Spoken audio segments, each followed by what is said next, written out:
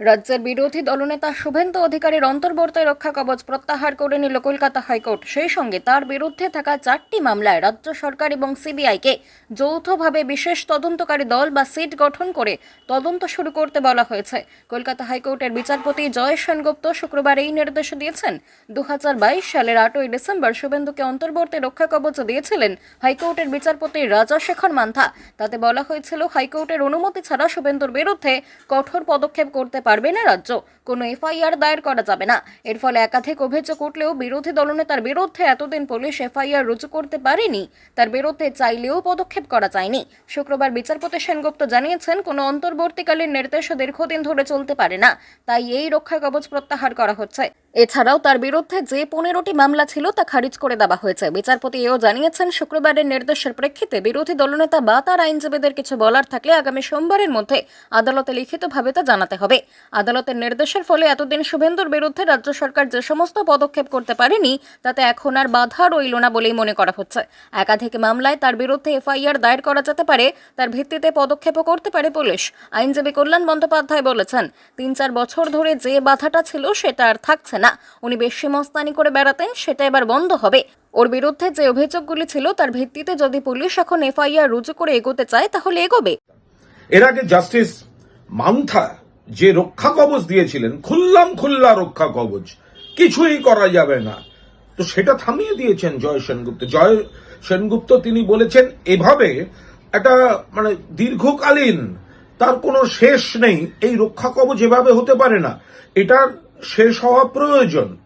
তো ফলে জয় সেনগুপ্ত যে রায় দিয়েছেন তাতে শুভেন্দু অধিকারীর রক্ষা কবচ খারিজ হয়েছে, রক্ষা কবচ সরে গেছে। এটা কিন্তু তৃণমূল কংগ্রেস বা রাজ্য সরকার যা বক্তব্য রেখেছে তাতেই মান্যতা, আইনি মান্যতা হলো যে এভাবে একটা দীর্ঘকালীন, কবে শেষ হবে তার নেই ঠিক, একটা চিরকালীন রক্ষা কবচ দেওয়া যায় না। যার বলে বলিয়ান হয়ে বিরোধী দলনেতা বহু প্ররোচনামূলক কথা বলেছেন, কুৎসা করেছেন, আপত্তিকর কাজ করেছেন, কিন্তু কিছু করা যায়নি আইনে। এর সঙ্গে সঙ্গে আজকে হাইকোর্ট 15টি মামলা খারিজ করেছে, কিন্তু বাকিগুলিতে স্পেশাল ইনভেস্টিগেটিং টিম তৈরি করে দিয়েছেন যারা বিষয়গুলি খতিয়ে দেখবেন। তাহলে মোদ্দা কথা কি দাঁড়ালো, সেটা হলো যে কোনো ব্যক্তি কিছু করলেও এফআইআর করা যাবে না, কোর্টে যেতে হবে, মান্থা সাহেবের কাছে যেতে হবে।